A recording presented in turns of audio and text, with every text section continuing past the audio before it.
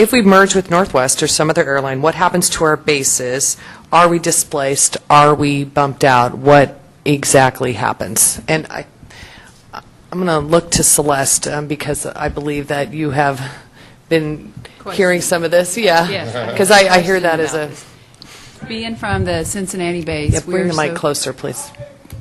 Being from the Cincinnati base, we are so close to Detroit and the other hubs that it is a major concern, of course, for our base as well as others. And to know that if we become the Association of Flight Attendants, we will have legally binding protections in a contract that while we may not be able to prevent a base closure, they will govern this process so that it is fair for everyone. There will be stipulations in place, rules and regulations that they'll have to follow.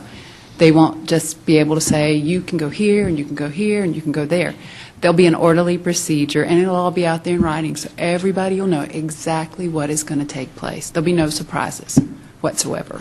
And thank you. And David, what are some of the protections that we have in current existing AFA contracts in the event of a merger?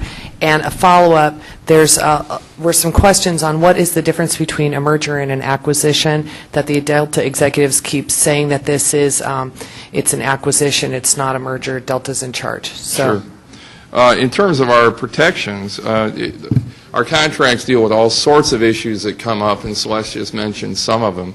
Most of our contracts have base closure language where we negotiate and try to lay out a fair procedure for how that's handled when the base closes. There's moving expenses in most of our contracts, so that if you're forced to move because of base closure, you're guaranteed your moving expenses. And all of we try to cover all of the contingencies so that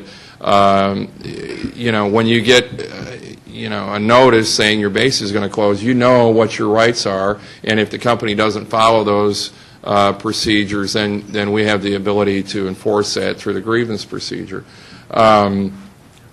This is, again, especially with the merger staring us in the face, it's one of those things where if you don't have a union, Delta is just going to tell you something like, well, Cincinnati's closing, too bad, and you'll have no say in that at all.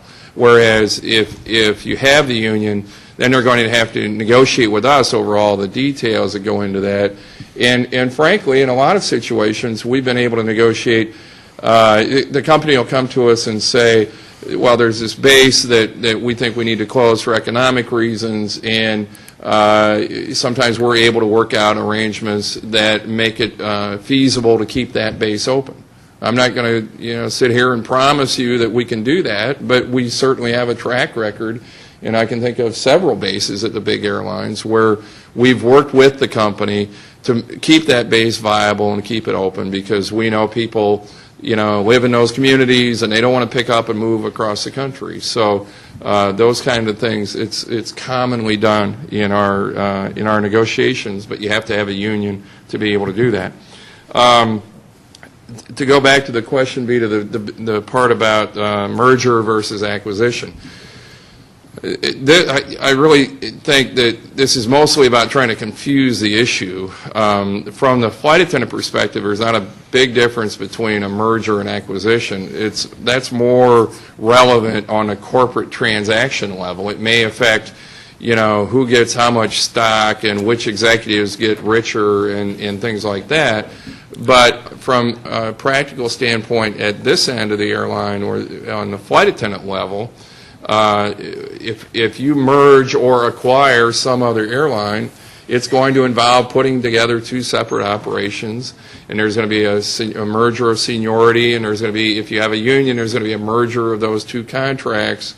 And once again, the bottom line, and we keep coming back to this because it's really what everything is about in this discussion, and that is, if you have a union, then you've got to say in how that's handled, and if you don't, then you're just going to get a memo from management telling you how this acquisition or how this merger is going to affect you. It really doesn't have to be more complicated than that.